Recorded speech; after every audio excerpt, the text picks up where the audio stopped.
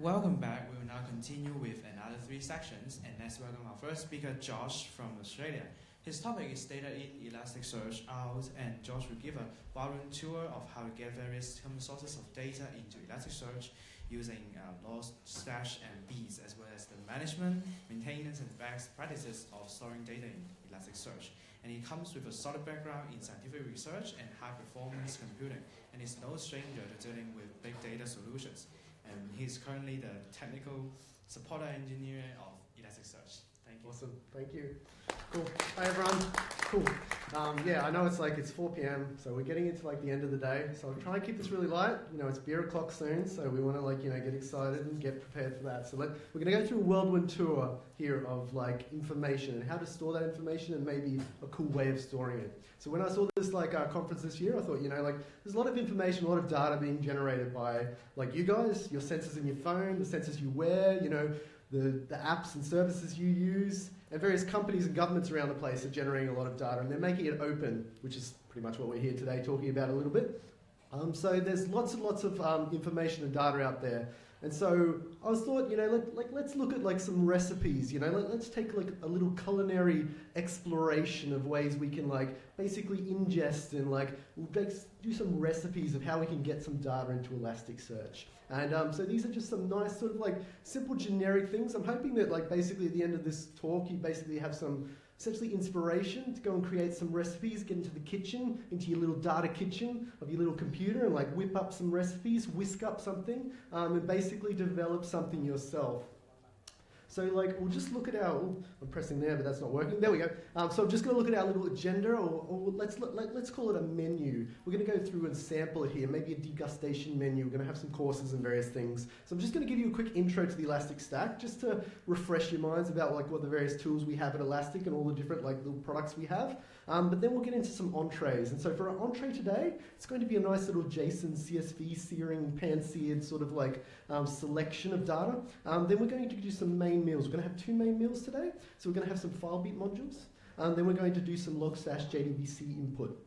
And then we're going to just look at some sauces and marinades so that you can spice up and season up your data a little bit.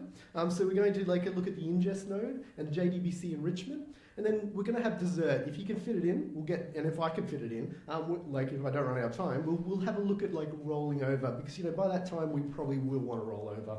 It's getting close to closing up time. Cool. All sound good?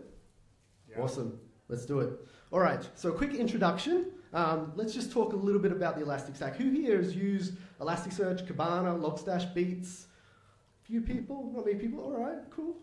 That's nice. So we'll just do a quick little overview of all the different products. So at Elastic, we have a bunch of tools. All of these tools are open source. They're all Apache 2 licensed, so you can use them freely. Go out there and download the source, or just download the packages and install them and play with them and do whatever you want with them.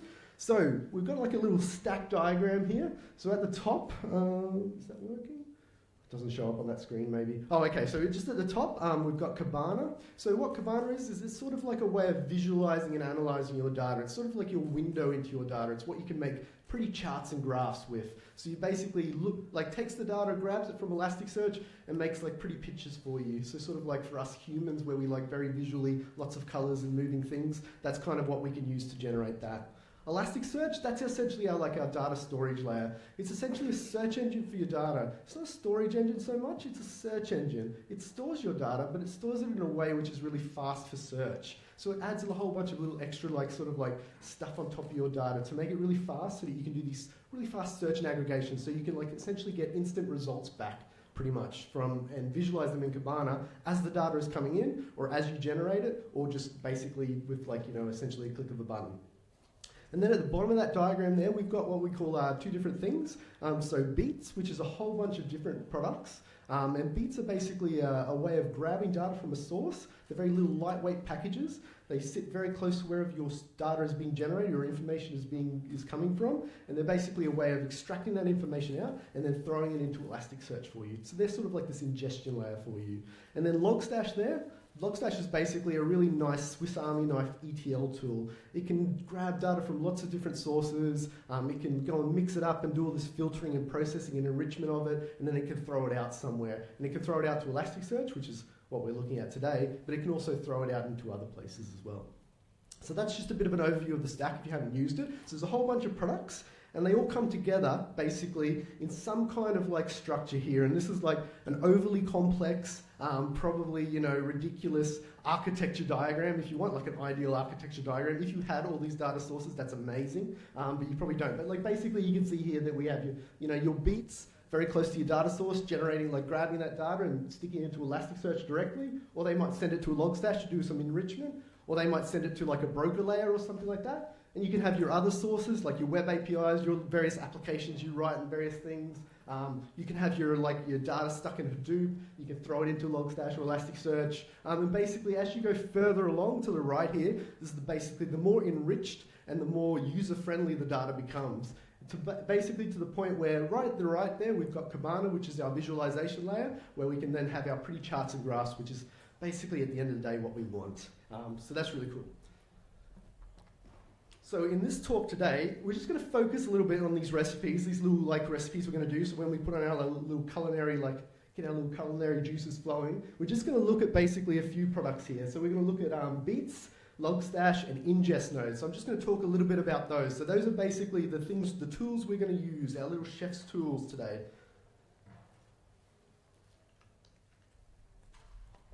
So as I said, so Beats, very, very close to your data source. They grab your data, stick it in Elasticsearch. Logstash, it's a way of sort of like grabbing your data, then maybe enriching it and manipulating it, and then sticking in Elasticsearch. And ingest node, that's like a sort of a new thing. I don't know if anyone's played around with ingest nodes. Has anyone played around with ingest nodes in Elasticsearch?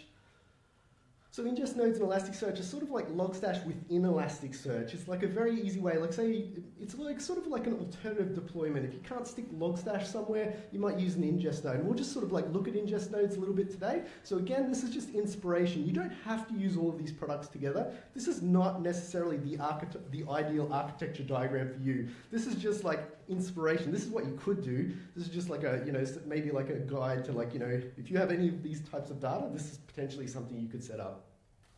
Cool, so let's put on our chef's hat. I really wanted to get a chef's hat, but I didn't get a chef's hat. If I had a bit of time, I would have bought a chef's hat right now. So imagine me with a chef's hat on, because that's what I would have liked to have done. But anyway, so yeah, maybe I can just get some under this or something. Yeah. Anyway, so yeah, no, never mind. So we're all going to put on our chef's hat, because basically now we're going to get into some, like, we're going to cook up some stuff now. So let's cook up an entree first. Let's have a look at frying up some JSON and CSV files into Elasticsearch. So, you know, obviously JSON, that's like, you know, JSON files are pretty much just about every app. Like if you're writing an app, you can probably make it generate JSON log files or some kind of JSON data files. And most services and apps you use probably either talk JSON nowadays because, you know, it's really hot right now. And it's pretty much easy to use. JSON is, you know, pretty ugly for us humans. It's really good for machines, but, you know, not quite good for us to read. So basically, you know, you can probably configure some service or something to write out JSON files, and then you can basically consume them up really easily, as we'll see with essentially Logstash. And CSV files are, of course, the king of text files. Like, who doesn't love CSV files? Who cares about Excel when you've got CSV? I mean, seriously, text file, like, great, awesome. So, okay, so we're going to have a quick look at like basically JSON and CSV file processing as our entree. So basically this serves, you know, sort of like ad hoc or one-off ingest, or where you've got like a one-off export of data out of a system. So this is a good recipe for that, where you can grab data out from like have it generated export on some schedule, maybe a cron job, or have your application or whatever dump a JSON or CSV file somewhere on disk. So yes, and you know, pretty much, as I said, these are very common formats, very easy sort of to generate, and a lot of programs out there generate these things. So our ingredients for this recipe, we're going to need to use Logstash. We're going to have Elasticsearch and Kibana. I won't talk too much about the Elasticsearch and Kibana side of things. We'll just focus mainly on Logstash, because we just want to look at how we can get this data in. And then for you guys, like, you know, maybe if you see this recipe and you think, oh yeah, I can do something with that, you can go and take it home and you can go into your kitchen of data and you can whip up something yourself out of this. So yeah, let's have a look. All right. So I'll just quickly do a quick segue into Logstash and how it works, because that's pretty much what we're going to be focusing on right now. So basically Logstash, when we define it, it basically has 3 stages of processing your data. So it's inputs, filters, and outputs. So inputs, that's the way you can figure out how you grab that data, like what it is, where it's located, that kind of thing. Filters is sort of like an optional layer, which you can do to do some like changing of that data. Maybe you get rid of some stuff, maybe there's some crappy data in there or something like that. And then your outputs is basically where you define how to throw it out somewhere. So that would be Elasticsearch. So that's how Logstash works. So when I show you some stuff on the next slide, I'm going to show some code in a minute. So basically these are the various stages of Logstash we're looking at. It's cool. All clear? Awesome. Cool. All right, so JSON and CSV file processing, it's super simple. This is pretty much it. This is pretty much all the config you need in Logstash. This is the Logstash config. So for JSON files, you basically just need a file input. And you basically just tell it where your JSON file is, and you tell it that it's a JSON formatted file. The good thing about Elasticsearch is that Elasticsearch essentially operates as your data as JSON. So basically, you don't need to do anything to tell Elasticsearch that to read and process your JSON files. Whatever your JSON file is structured, whatever fields and formatting it has, it basically just throws it in there and stores it in that format for you. So JSON files are super simple to get into Elasticsearch. So this is basically all you need to do. So it's not hard. This is 2 lines of config. So it's super simple. For CSV files, it's a little bit more processing. We grab our file. It's going to be just essentially, I've got a mistake there. I've got a JSON. That's because I just did a copy pasta mistake. But so that codec, you just wouldn't have that line there, so just ignore that. And then the filter is basically, you'd say, I've got a CSV file. You define the fields in your CSV file, and then that basically would mean that it would create essentially a JSON document from that CSV file. So it would basically take each line of that CSV file, extract those fields into as the fields in JSON, and then stick it in Elasticsearch in that way. That's it. This is a great way if you've got some kind of bulk ingest you need to do from some other legacy data system or some other data system on a regular basis. You can use Logstash, and this is basically the only config you need to do it. So it's really, really great and simple to do. But it's pretty plain. It might not taste really good, because your data might not look very good. So you can do some seasonings. So you can mix it up a little bit, season it up, add some marinades and things like that. So if you've got time-based data, you might add in a date filter. And what that basically does is that means that it ensures that Elasticsearch knows that a certain field in your data is the date, and so it will basically make sure that that's stored as a date, which means that you can do some fancy searches on date ranges and various other things. If you've got IP addresses in your data, you can do a geo-IP lookup, so you can basically go and associate the IP addresses with a location in the world, which means that when you go to visualize it, you can look for how many people are coming from Hong Kong and that kind of thing. So that's really cool. And of course, the sort of catch-all filter in Logstash is mutate, where we can sort of get rid of some data if it looks ugly, or we can change it, or we can do all kinds of really manipulation of the data, whatever we need. So we can clean up the data if it's a bit messy from the export. So we can add these seasonings in to our recipe if we need to mix it up and give a bit more flavor to our little recipe here. And that's pretty much CSV and JSON files ingest. It's really simple. It's that simple. It's just Logstash just does it for you. So it's really great. So what this means is you can create awesome dashboards. Did I spell that right? Yes, I did. Cool. So we can create awesome dashboards from plain CSV files. So here's an example here. This is just basically the filter config. I haven't put the input and output because they're really simple. It's just, as we looked at, it's just a file, and the output is just, it's Elasticsearch. So this is basically all I need to do to process a CSV file here. And this CSV file basically contains some URLs and some images and a caption and subjects and things like that. And basically all we're doing is we've got a filter where we're just dropping the first line as a CSV file because that's our headers. That's that second filter there, the CSV, that's just basically defining the columns as we saw. So, this column is a URL, this column is a date, this column is the description, this is the subjects. We use our date filter, we add a little bit of seasoning in there to basically say which field is the date. And we're doing some mutation. We're sort of basically, we've got a latitude and longitude there. We're just sort of mushing them up together so Elasticsearch knows what they look like and that kind of thing. So it's all cool. But that's basically all we need. Pretty much besides that CSV, that's pretty much all optional code. And this is all you need to do. It's relatively simple, and really easy to sort of take a CSV file, like that, where I've actually got it in LibreOffice there. So you've got this boring lines of text, and you can make these beautiful visualizations out of it really easily with just this simple config here. So basically that's essentially that data transformed into a visualization in Kibana using that Logstash pipeline, taking maybe, I don't know, a minute to run depending on your CPU and what else you're doing. But basically, as you can see, we can take those URLs and go and fetch the image and display it in a dashboard. We can make some charts, so break it down by the state in Australia where the story came from. We can also position the story on a map of Australia to say this is where the story came from. We can do a pie chart of like basically the subjects in that story. So we can make something boring into something beautiful through this like very simple recipe, which is really nice. So cool. Awesome. So we've eaten a little bit, we've had a little entree. It's really simple, nice little process. Let's look at something a little bit more meaty. Let's look at something in a main sort of category of like processing. So cool. So we're going to look at FileBeat modules. FileBeat modules are awesome, cool. And this is probably spend most of this talk. And if this is the only thing I cover in the talk, I hope this is like the thing you take away.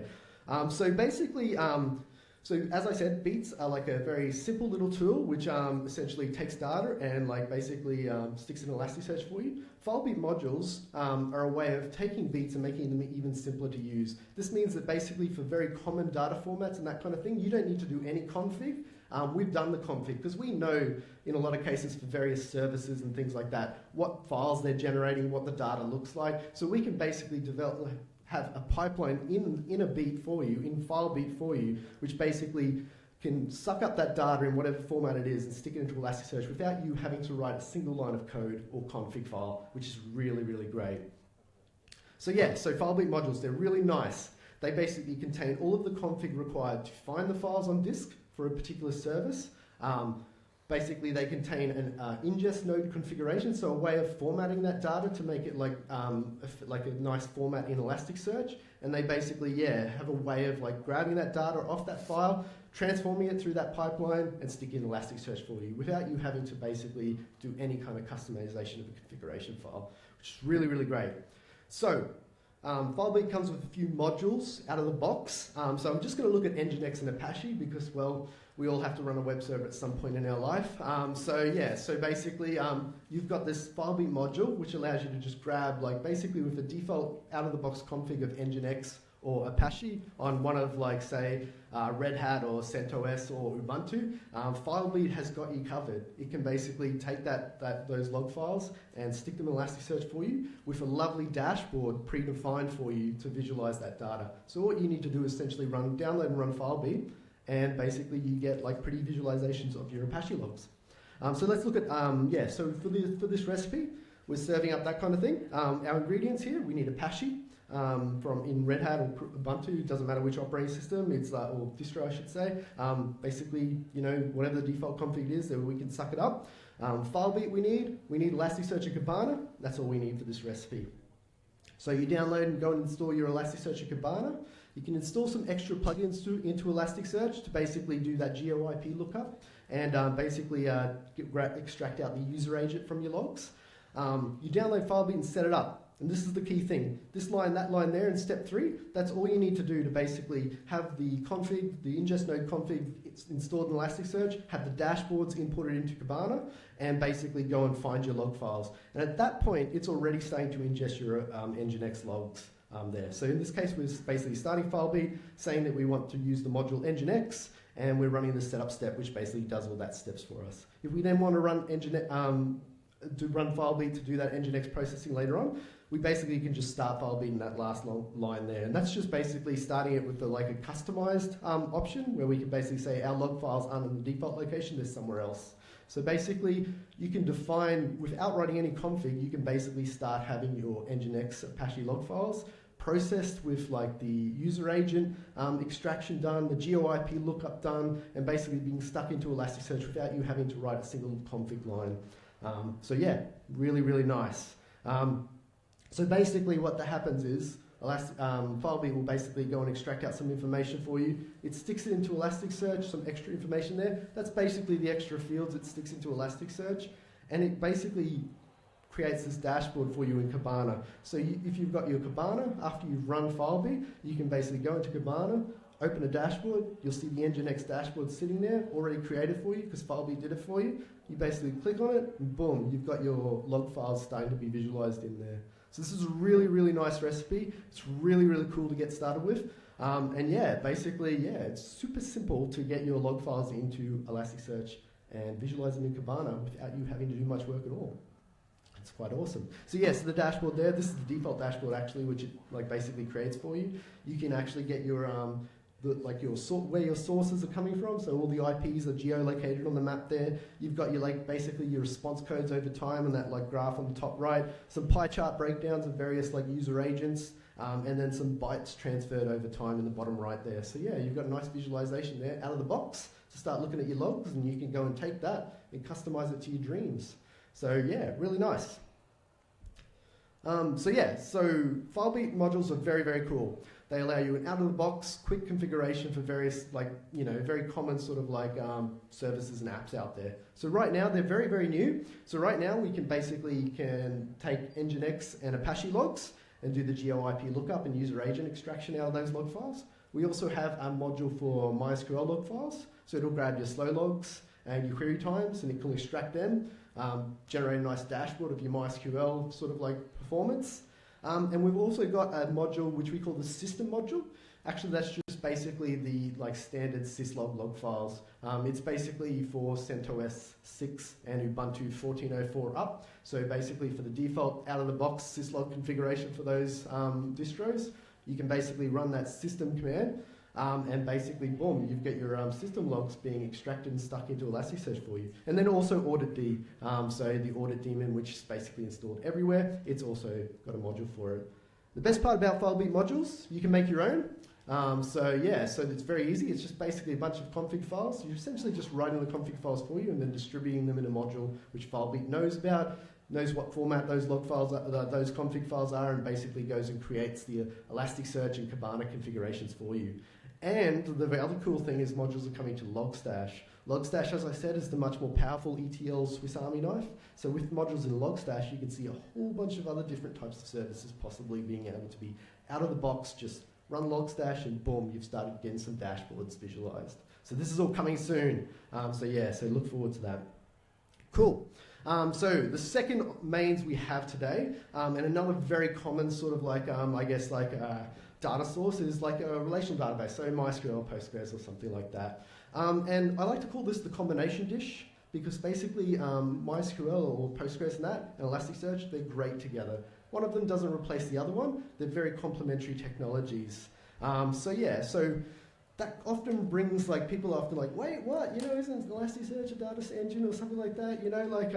No, they're actually very different tools. So they work really well together. So you definitely shouldn't look at replacing one with the other. You should basically look at deploying them together. They very much serve different purposes. Basically MySQL and Postgres and those relational DBs, they make different guarantees than we do in Elasticsearch. Those databases, they're very good for resilient atomics, essentially updates and writing of that data. Whereas in Elasticsearch, we sort of make guarantees about making that data fast search. So basically, your relational DB is a good place to stick your data for your resilient, long-term or archival and guaranteed sort of storage. And Elasticsearch is where you basically extract out some of that data, just maybe a fraction of it, whatever you need to search on. And that's basically how they work really well together. Through your storage and your search. So to do the relational DB, our little recipe today, it's going to be our MySQL or whatever it is. And we're going to have a JDBC driver, which MySQL and Postgres, they all have out of the box. Logstash, Kibana, and Elasticsearch is the components of the stack we're going to use. And all you need to do is configure a Logstash input to do JDBC, where you basically specify your driver, essentially a little class library thing there, connection string, how to connect to your database, the parameters, a query which you want to run, you run it on a schedule, and basically maybe some parameters which might be somewhere configured in there with an environment variable or something like that. And boom!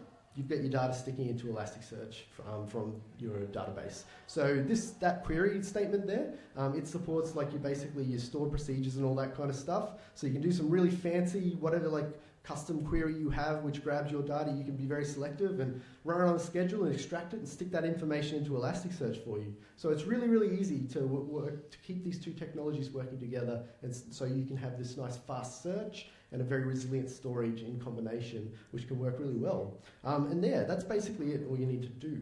So it's really, really cool. One thing to note, usually you might need to if you've got a relational DB, you've probably got some IDs, each record essentially in that database, they're basically essentially very, it's important to, if you update those records or change them, that you make sure that you change the same record in there. So there's just this little extra step you need to do when you're putting it into Elasticsearch to say basically this ID field in MySQL is the ID field which is the document you should update in Elasticsearch. So just keep that in mind, that if you make your changes in MySQL and you want to keep those changes in Elasticsearch, just add this little bit of config into your output. Very important step, which sometimes you forget about, and then you're like, why is there so much data in Elasticsearch? It's all different. So it's very good. So cool. All right, let's look at some sources and marinades. I'm running out of time. All right, quickly some sources and marinades. Let's look at seasoning with the ingest node. So this is really great where you need to maybe you've made a mistake with your data or something like that, because we all make mistakes. I make mistakes all the time. Probably a mistake is doing this talk in 30 minutes. So basically, yeah, ingest node, we can do some adjustments. So we can basically go and define a pipeline where, in this case, maybe we stuck our data into Elasticsearch, but we made a field name is wrong. Maybe we misspelled it, we mistypoed it because, hey, we've got fat fingers. We can go and correct that by this ingest node config there. And that's all we need to basically correct a field. And we run it through what we call the reindex API in Elasticsearch, and boom, we've basically renamed that field directly in Elasticsearch without having to reindex the data or anything like that. Boom, that's really good. So that's a really nice source of marinade you can add. JDBC enrichment, kind of like the JDBC input, but in this case we have maybe we want to go and look up some values and basically season our documents as they come into our pipeline with data out of our MySQL sort of backend. So in this case, the JDBC streaming driver, very similar. We basically go and have as our data goes by, this JDBC streaming driver, it might go and grab some more information out of MySQL and stick it in that document for us. So we're enriching our increasing our data basically, enriching it with a little bit of extra information. Cool, not shipped by default, just to know, so you need to install it, so just make sure you install it, otherwise you'll try and run it and be like, oh, it's not working. So yeah, cool. Awesome, so dessert, we're up to dessert, and I'm just about out of time. So after dessert, we want to roll over.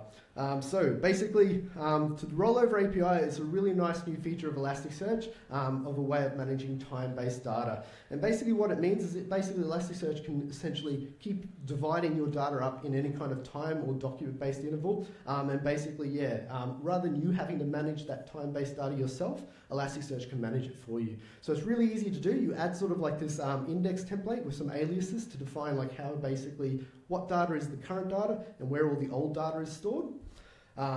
You create an index, you start basically indexing into that first alias we created, and whenever you're searching your data, you search over the second aliases.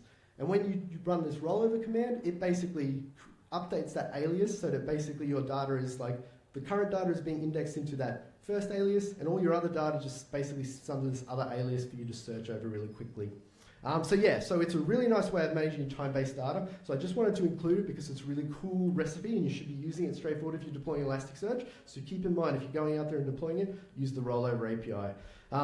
I think that's just about it. I think I'm out of time, and I went through that really, really fast, but I'm just hoping that there are some little snippets. None of them some of them work together, some of them don't, but they're just a little bit of inspiration for you. So, you can do a lot of cool things. FileBeat modules, really, really cool.